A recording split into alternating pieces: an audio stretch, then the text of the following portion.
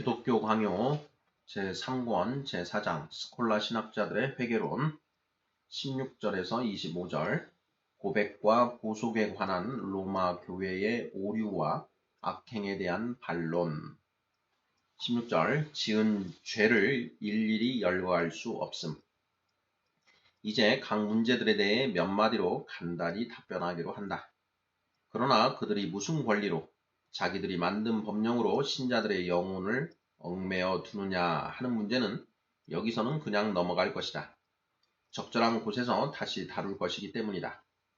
그러나 그들이 모든 죄를 일일이 고백해야 한다는 것을 법으로 제정해 놓고서 고백하고자 하는 확고한 의도를 갖는 경우 이외에는 죄가 용서받지 못한다고 하며 또한 고백의 의무를 소홀히 하면 낙원에 들어갈 수가 없다고 떠벌리고 있는 것은 도저히 견딜 수가 없다.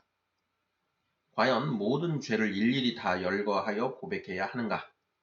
다윗은 죄를 고백하는 문제에 대해 올바로 생각했던 사람인데 그는 이렇게 외치고 있다. 자기 허물을 능히 깨달을 자 누구리요? 나를 숨은 허물에서 벗어나게 하소서. 시편 19편 12절. 그리고 또 다른 곳에서는 내 죄악이 내 머리에 넘쳐서 무거운 짐 같으니 내가 감당할 수 없나이다 라고도 하였다. 시편 38편 4절. 우리 죄의 수렁이 얼마나 깊으며 범죄가 얼마나 많은 얼굴을 하고 있으며 히드라의 머리가 몇 개나 되며 끌고 다니는 그 꼬리가 또한 얼마나 긴가를 다윗은 너무나 잘 알고 있었던 것이다. 그러므로 그는 그 허물들을 일일이 열거하지 않았다. 다만 깊고 깊은 자기의 악행의 구렁텅이에서 죽게 부르짖었을 뿐이다. 내가 죄에 파묻혔고 숨이 막히나이다. 수월의 줄이 나를 두르나이다. 시편 18편 5절. 내가 깊은 수렁에 빠져 있나이다. 시편 69편 2절 3절 15절 16절. 내가 연약하여 죽어가오니 주의 손을 내밀어 나를 끌어내소서. 다윗도 자기의 허물의 숫자를 셀 엄두를 내지 못했는데 과연 누가 자기의 죄를 일일이 셀 생각을 한단 말인가? 17절 고백의 요구가 주는 말할 수 없는 고통. 하나님에 대해서 조금이나마 깨달은 사람들의 심령이 지금까지 이 어처구니 없는 절차 때문에 가장 잔인하게 유린당해 왔다. 먼저 스스로 자기들의 죄를 열거하고 교회에서 정해놓은 형식을 따라서 그 죄들을 큰 가지, 작은 가지, 잎사귀 등으로 구분하였다. 그리고는 그 죄의 질과 양, 그리고 정황들의 무게를 달았다. 그러면 약간의 진전이 있는 것처럼 느껴지기도 했다. 그러나 더 계속하다가 온통 하늘과 바다만 보이게 되면 거기에는 도망할 항구도 피난처도 없었다. 헤엄을 쳐서 건너려고 애를 쓰면 쓸수록 더욱더 멀어질 뿐이었고 그것이 마치 높은 산처럼 솟아올랐다. 온갖 고생을 무릅쓰고 옆길로 돌아가 보아도 여전히 피할 소망이 없어 보였다. 그리하여 그들은 칼과 재물 사이에 꼼짝없이 갇혀버렸고 그리하여 결국 절망 이외에는 아무것도 찾지 못하고 만 것이다. 그런데 바로 이때에 이 잔인한 살육자들은 자기들이 가해야 한 상처를 덜어주겠다는 것을 빌미로 이런저런 치료법을 제시하면서 각 사람이 최선을 다하여 그 치료법을 시행해야 한다고 떠벌렸다.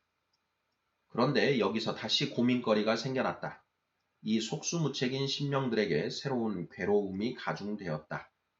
시간을 충분히 들이지 못했다거나 정성이 부족했다거나 여러 가지를 소홀히 하여 그냥 지나쳤으니 이런 부주의한 일이 어떻게 용납될까? 라는 등의 온갖 괴로움이 새로이 밀려 들어오게 된 것이다. 그리하여 이런 고통을 줄이기 위해서 다른 치료책을 써보았다. 곧 소홀히 한 것을 회개하라. 완전히 무관심이 아니라면 용서를 받을 것이라는 것이 그것이었다. 그러나 이런 모든 것들이 상처를 덮어주지는 못했다.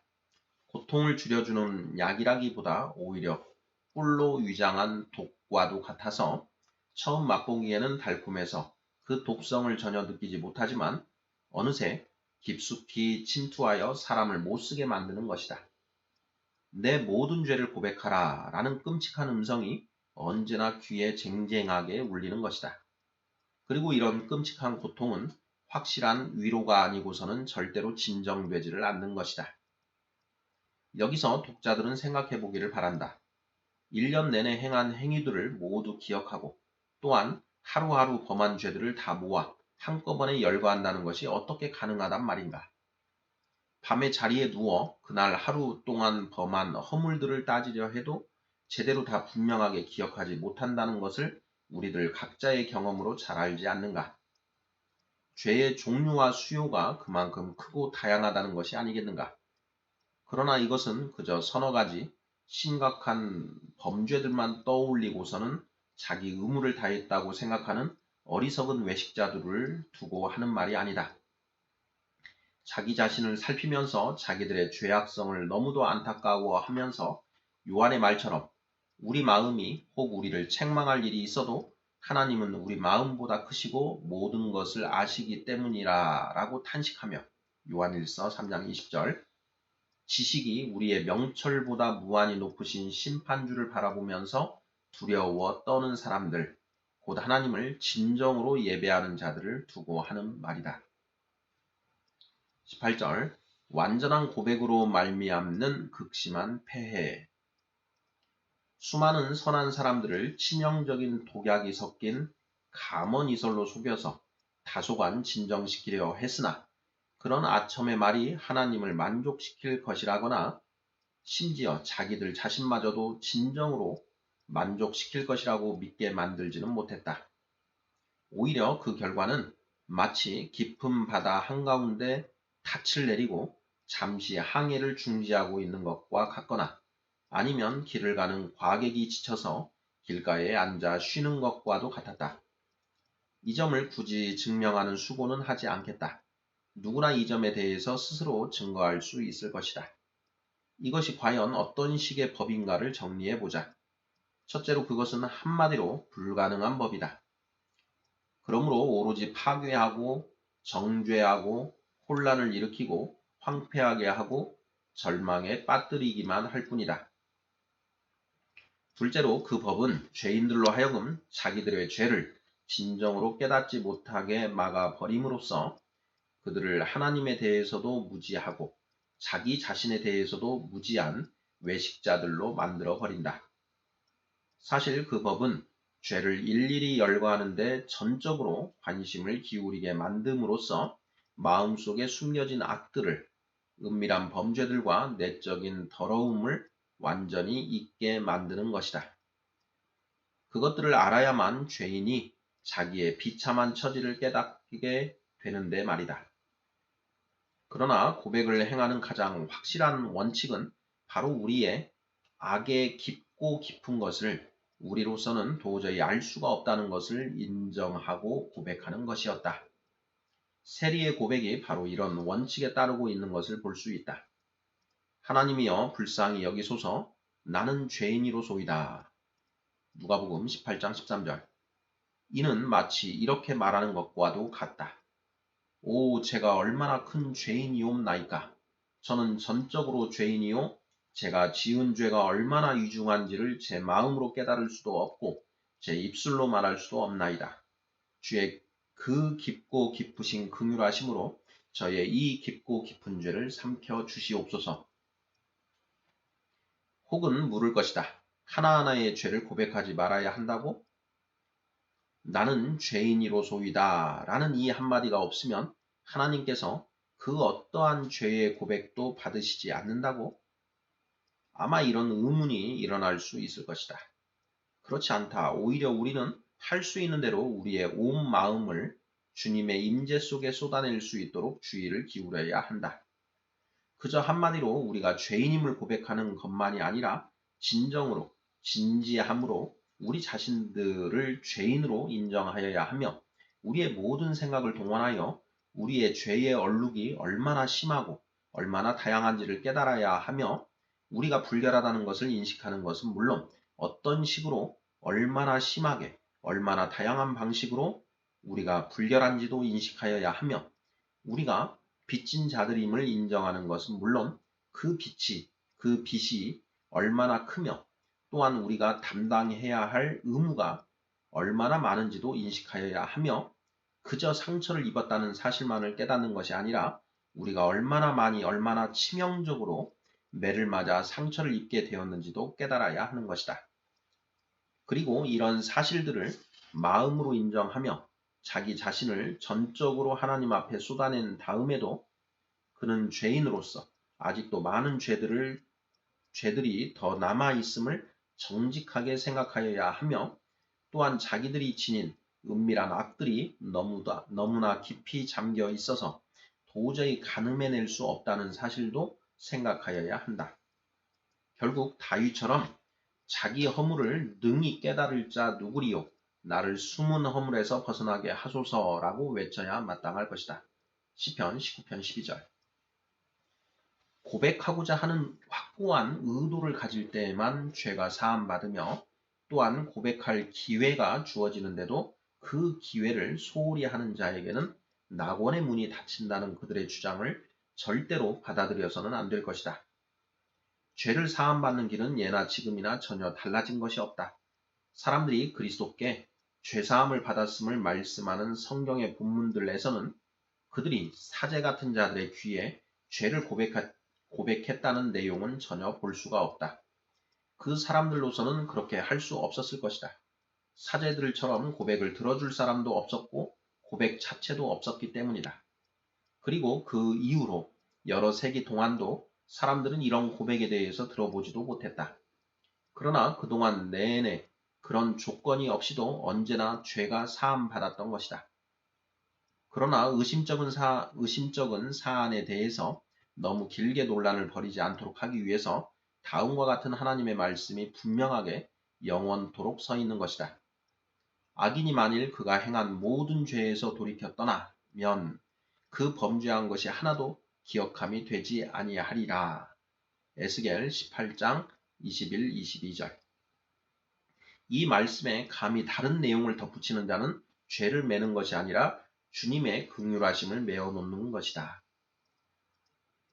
그들은 또한 사정을 듣지 않고서는 판단을 내릴 수가 없지 않느냐고 주장하지만 그들은 자기들 스스로 판단자로 자처하면서 자기들 마음대로 그 일을 맡은 것이기 때문에 그들의 주장은 전혀 설득력이 없는 것이다. 더구나 건전한 생각을 가진 사람으로서는 용인할 수 없을 그런 원칙들을 태연하게 만들어내고 있으니 이 얼마나 어처구니 없는 일인가. 그들은 매고 푸는 임무가 마치 일종의 재판권처럼 자기들에게 위임되었고 거기에 조사권까지도 덧붙여졌다고 자랑한다. 게다가 그들의 가르침은 사도들은 이런 권세를 전혀 알지 못했다고 선언하기까지 한다. 그러나 죄인이 사죄를 받느냐 받지 못하느냐의 여부를 확실히 아는 것은 사제가 아니라 사죄를 주십사 하는 강구를 들으시는 주님이시다. 죄의 고백을 듣는 사제로서는 고백자가 열거하는 죄목이 정확하고도 완전한지를 절대로 알 수 없기 때문이다. 그렇다면 재판받을 당사자의 말만 듣기로 하지 않는 이상 사죄가 전혀 있을 수가 없을 것이다. 더구나 사죄를 베푸는 문제는 믿음과 회개에 달려 있다. 그러나 다른 사람에게 선고를 내리는 사람으로서는 그 두 가지에 대해서 아무것도 알 수가 없는 것이다. 그러므로 매고 푸는 일의 확실성은 이 땅에서 사죄의 여부를 판단하는 사제의 능력 여하에 달려있는 것이 결코 아니다. 말씀 사역자가 그의 임무를 정당하게 수행할 때에 오직 조건부로 사죄의 역사가 일어날 수 있기 때문이다. 그러나 혹시 죄인들이 하나님의 계명과 말씀을 통하여 약속하신 죄의 용서가 과연 하늘에서 인정될 것인지에 대해서 의심하지 않도록 그들을 위하여 너희가 네 죄든지 사하면 사하여질 것이라는 말씀이 주어져 있는 것이다. 요한복음 20장 23절. 19절 비밀 고백, 고해의 제도는 폐지되어야 마땅함. 그러므로 우리가 이러한 비밀 고백, 고해를 배격하며 그것이 우리 가운데서 사라지기를 바라는 것이 전혀 이상할 것이 없다. 그것은 그야말로 치명적인 약이요 치명적인 악이요 여러 가지 면에서 교회에 해를 끼치는 것이기 때문이다. 가령 그것이 그 자체로서는 좋고 나쁜 것을 따질 수 없는 것이라 손치더라도 그것은 전혀 쓸모가 없고 효과가 없을 뿐 아니라 오히려 수많은 불경과 망동과 오류가 생겨나는 계기를 만든 사실을 볼 때에 과연 그것을 당장 폐지해야 한다고 생각하지 않을 사람이 누구겠는가? 그들은 사실 비밀 고백이 아주 효과가 많다고 떠벌리기도 하지만 그들의 그런 논리는 거짓이거나 전혀 무가치한 것들일 뿐이다. 그들이 아주 칭송에 맞지 않는 한 가지 효과를 들면 곧 죄를 고백하는 자가 부끄러워 얼굴을 붉히게 되는 것인데 이는 무거운 징벌로서 그로 인하여 죄인이 차후에 더욱 조심하게 되고 또한 그렇게 자기를 징벌함으로써 하나님의 징벌을 피하게 된다는 것이다. 만일 그렇다면 우리가 행하는 대로 죄인을 하늘에 계신 하나님의 심판대 앞에 데려가 거기서 심판을 받게 하는 일은 그 사람을 별로 부끄럽게 하지도 못하고 겸손하게 하지도 못하는 것이 되지 않겠는가? 일개 사람 앞에서 갖는 부끄러움 때문에 죄를 짓지 않게 되면서도 정작 하나님을 우리의 악한 양심의 증인으로 삼는 데 대해서는 전혀 부끄러움을 모른다면 그 얼마나 굉장한 소득이랴. 그러나 이런 그들의 논리 자체가 철저하게 거짓이다. 죄인이 한번 사제에게 고백을 행하고 난 다음 이제는 입을 씻고 내가 악을 행치 아니하였다고 말을 해도 그가 전혀 알아채지 못하겠구나라는 생각이 들면 그것보다 죄를 지을 더 큰 자신감을 주고 안도감을 주는 것이 없다는 사실이 잘 드러나기 때문이다. 그렇게 되면 1년 내내 대담하게 죄를 지을 뿐 아니라 1년 동안 고백을 해야 할 의무에서 해방되어서 하나님께 한 번도 탄식하지도 않고 정신을 차리지도 않고 계속해서 죄 위에 죄를 쌓다가 한꺼번에 모두 다 토해버리면 된다는 식으로 생각하게 된다. 그리고 더 나아가서 죄를 토해내고 난 후에는 마치 무거운 짐을 벗어버린 것 같이 여기게 되고 하나님께서는 이미 심판할 권세를 사제들에게 주셨다고 상상하며 사제가 고백을 들었으니 하나님은 죄를 잊으신 것이라고 간주해버리는 것이다. 과연 고백하는 일을 즐겁게 기다릴 사람이 어디 있겠는가? 과연 누가 기쁘고 간절한 마음으로 고백하기를 고대하며 기다리겠는가? 오히려 자기 뜻과는 상관없이 억지로 마지못해서 마치 감옥으로 끌려가는 사람의 심정으로 고백의 자리에 나아가지 않겠는가? 어쩌면 사제라 칭하는 무리들은 그렇지 않을지도 모르겠다. 교인들의 이런저런 허물들을 마치 재미있는 이야기를 듣는 것처럼 듣고는 그 이야기를 서로 간에 주고받는 즐거움을 누릴 테니 말이다.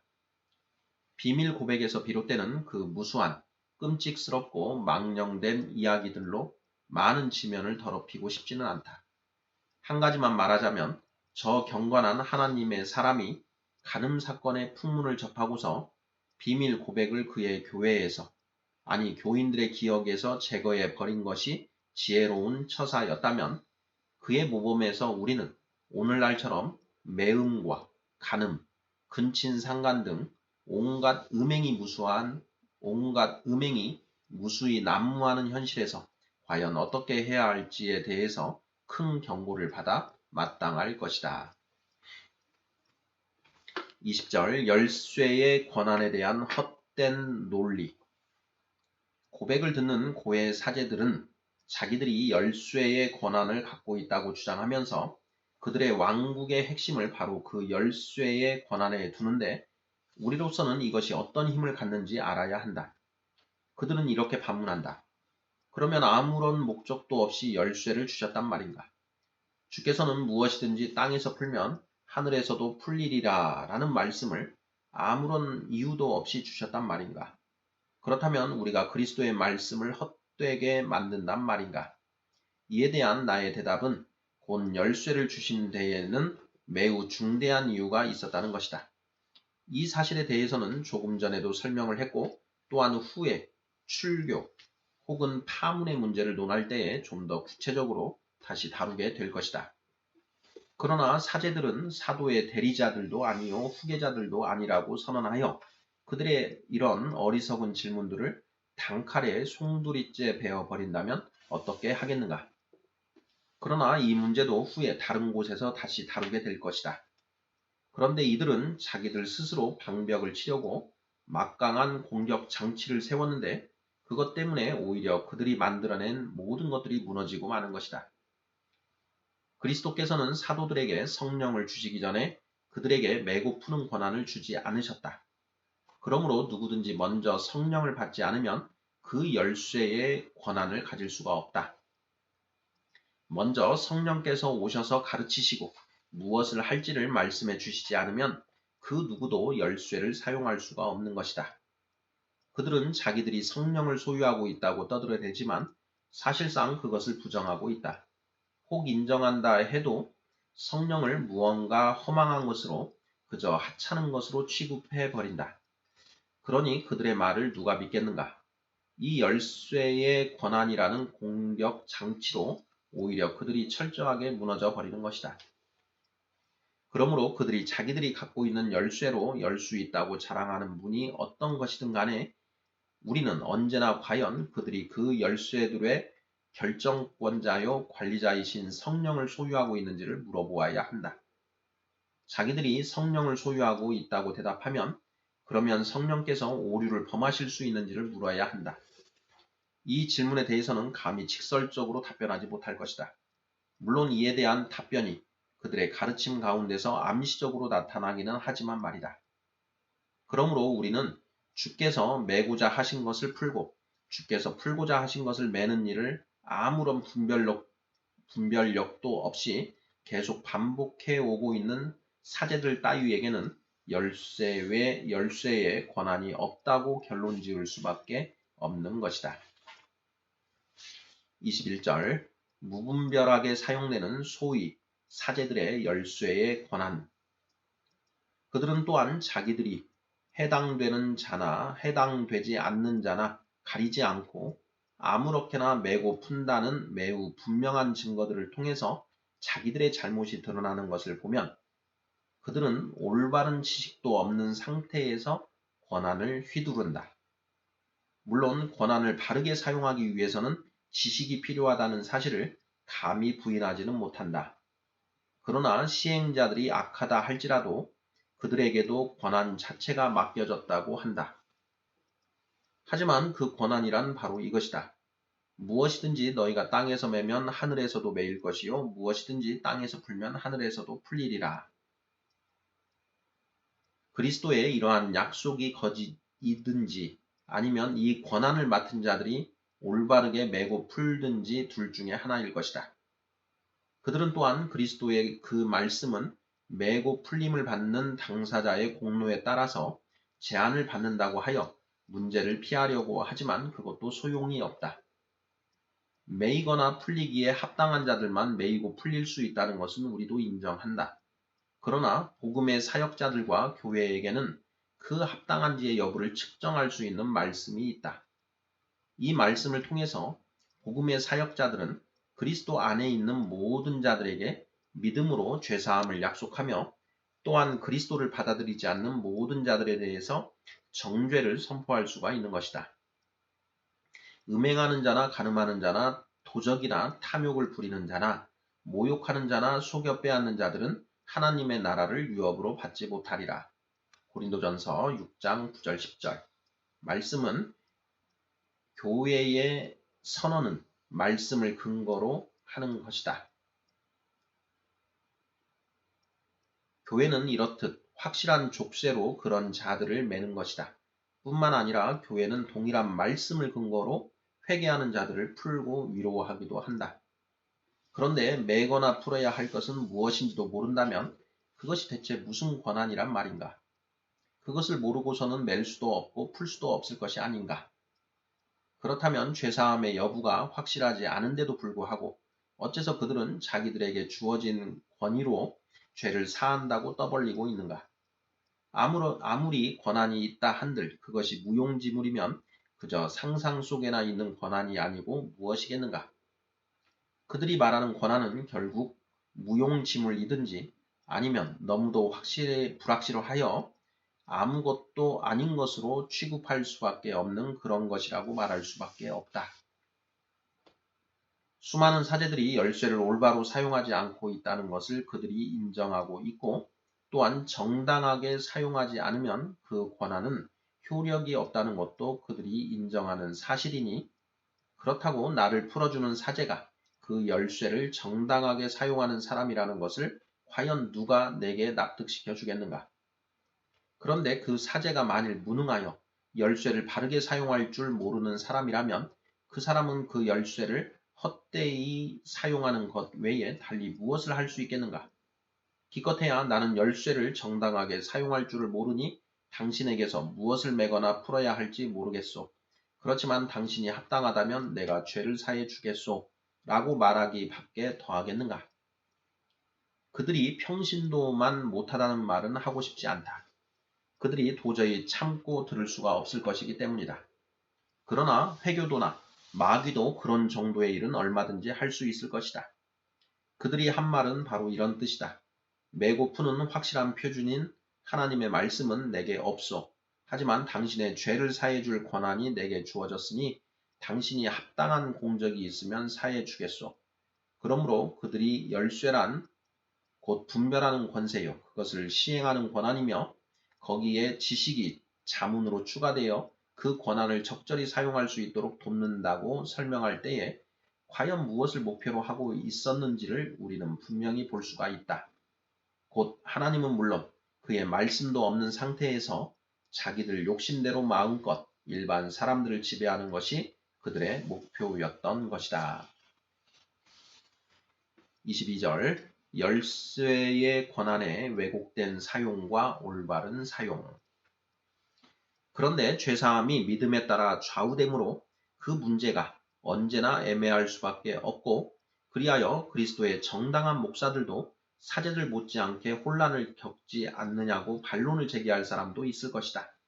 더 나아가서 목사 자신도 다른 사람의 믿음을 판단할 자격이 없으니 그 사람들의 사죄 여부에 대해서 확신이 없을 것이니 죄인들로서는 위로도 없고 있다 해도 그저 이름뿐인 위로밖에는 없지 않느냐고 반문할 수도 있을 것이다. 그러나 이에 대해서는 쉽게 답변을 할 수가 있다. 그들은 말하기를 죄에 대해서 들어서 알아야만 사제가 사죄를 해줄 수가 있다고 한다. 그들의 말에 따르면 죄의 용서는 사제의 판단에 따라 좌우되며, 또한 누가 죄를 사함받을 자격이 있는지를 사제가 지혜롭게 분별하지 못하면 그의 모든 행위가 무효가 되어 버리는 것이다. 한마디로 말해서 그들이 말하는 권한이란 조사권과 연관되는 재판권이며 사죄가 이 조사 여부에 따라서 이루어지는 것이다. 이 문제에 대해서는 확실한 근거를 찾을 수가 없다. 사실 거기에 깊고 깊은 수렁이 있다. 우선 고백이 완전히 이루어지지 않으면 사죄에 대한 소망 역시 손상을 받게 되어 있다. 그 다음으로 사죄는 죄인이 자기의 범죄 사실을 선한 믿음으로 고백하는지를 분명히 알 수 없으면 판단을 유보할 수밖에 없다. 그리고 마지막으로 사제들의 무식이 얼마나 심각한지, 그들 중에는 구두 수성공이 밭을 가는 일을 하는 것보다 자기의 직무를 담당할 능력이 없는 사람들이 훨씬 더 많다는 사실이다. 그렇지 않은 사제들도 거의 대부분 자기 스스로 의문을 가져야 할 사람들이다. 그러므로 교황의 사죄권에 대해서 혼란과 의심이 있을 수밖에 없는 것이다. 그들이 사죄권을 사제의 개인적인 인품에 근거하여 시행하려 하기 때문이다. 그리고 그것만이 아니다. 사제의 지식에 근거하여 시행하려 한다. 그리하여 오로지 보고되고 조사되고 입증된 사안에 대해서만 판단을 하려 드는 것이다. 그런데 만일 누가 이 훌륭한 스승들에게 몇 가지 죄를 사함받으면 그 죄인이 과연 하나님과 화목하게 되느냐고 물으면 그들이 과연 무엇이라 대답할 수 있을지 모르겠다.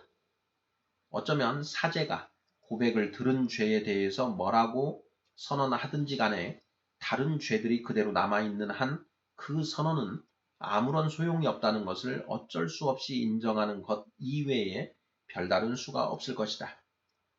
그리고 고백하는 사람의 입장에서는 양심이 끔찍한 불안에 쌓여 있을 수밖에 없을 것이다. 왜냐하면 사제들이 요구하는 대로 사제의 분별력에 모든 것을 맡기고 의지하면서도 하나님의 말씀을 근거로는 아무런 판단도 할 수가 없기 때문이다. 우리가 전하는 가르침은 이런 온갖 어처구니 없는 모순들이 전혀 없고 깨끗하다. 왜냐하면 사죄의 문제는 죄인이 그리스도의 희생을 통한 속죄를 진지하게 구하고 그가 베푸시는 은혜에 만족하느냐 하는 것과 하나님께서 자기에게 긍휼을 베푸신다는 것을 신뢰하느냐의 여부에 따라서 이루어지기 때문이다. 그러므로 그저 전달자의 역할을 담당하는 사람은 하나님의 말씀에서 받은 지시를 그대로 공포하는 것이므로 오류를 범할 수가 없는 것이다. 죄인은 주님께서 친히 제시하신 일반적인 원칙, 곧 너희 믿음대로 될지라 라는 원칙에 따라서 그리스도의 은혜를 받아들이느냐 하는 한 가지 조건에 부합할 때에 참되고 분명한 사죄를 누릴 수가 있는 것이다. 그러나 교황주의자들은 이러한 주님의 원칙을 사악한 의도로 물리쳐 버린 것이다. 23절 열쇠의 권한에 대한 그릇된 주장들. 열쇠의 권한에 대한 성경의 가르침을 그들이 얼마나 우스꽝스럽게 뒤섞어 놓는가 하는 문제는 다른 곳에서 다루겠다고 앞에서 약속한 바 있다. 교회의 정치를 다루는 부분에서 함께 논의하는 것이 더 적절하리라 여겨진다.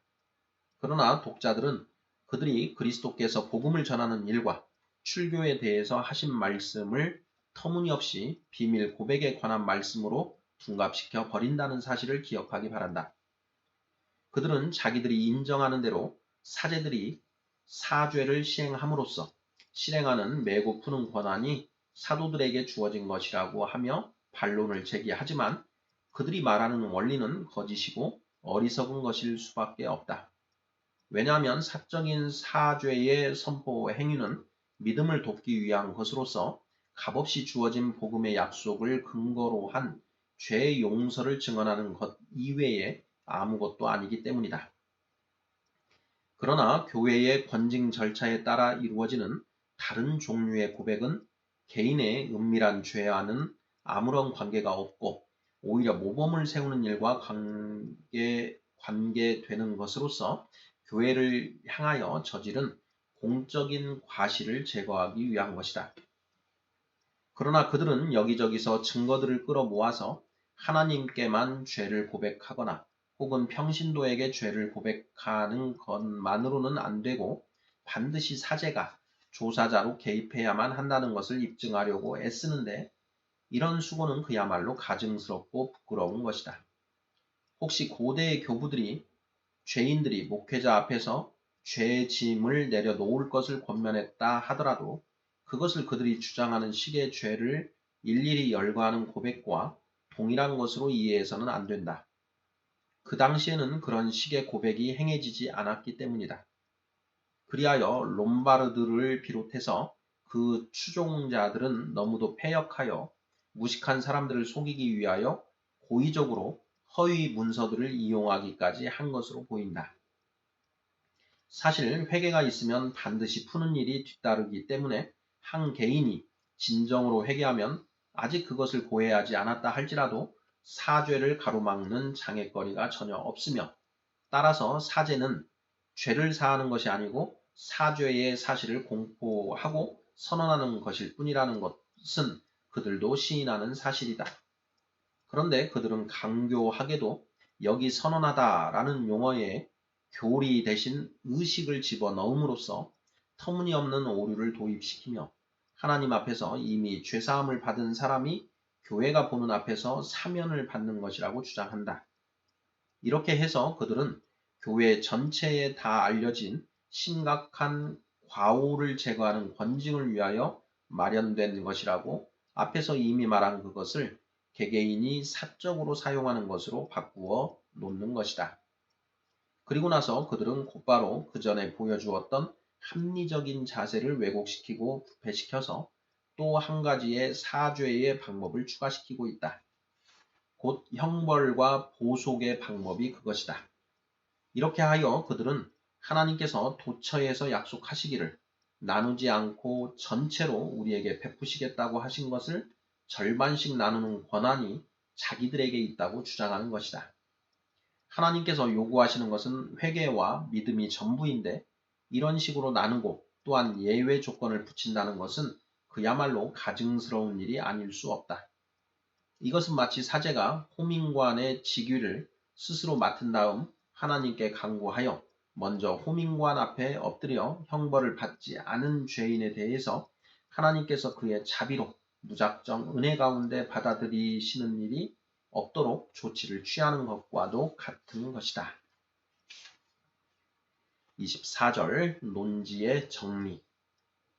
이 모든 문제를 정리하자면 다음과 같다. 곧 그들이 하나님을 이 거짓된 비밀 고해를 제정하신 분으로 만들려 하지만 그들이 인용하는 몇 가지 구절들을 설명하여 그들의 거짓됨을 보여준 바와 같이 그 허구성이 여실히 드러난다는 것이다. 그 법은 사람들이 만들어 강요한 것이 분명하기 때문에 분명히 말하지만 그 법은 횡포요 또한 하나님을 멸시하는 태도로 공포한 것이다. 하나님은 오히려 양심들을 그의 말씀에 매이게 하시는 분이시요 그 양심들이 사람의 권세에서 풀리도록 하신 것이다. 하나님께서 자유롭게 하고자 하신 그것을 죄사함 받는데 필수적인 것으로 규정한다면 그것은 도저히 용납할 수 없는 가증된 처사라 아니할 수 없다. 죄를 용서하는 일이야말로 하나님만이 담당하시는 고유한 역할이요 거기에 우리의 구원이 있기 때문이다. 더 나아가서 나는 이런 횡포가 도입된 것이 세상이 그 부끄러운 무지와 미개함 속에 빠져있던 시기였다는 사실을 입증하였다. 뿐만 아니라 나는 그 법은 지독하게 해로운 법이라는 사실을 가르쳤다. 하나님을 경외함이 흥왕한 곳에서는 가련한 영혼들을 절망 가운데 빠뜨리고 하나님에 대해서 무관심한 곳에서는 사람들을 허망한 아첨으로 부추겨서 더욱더 게으름과 나태에 빠뜨리기 때문이다.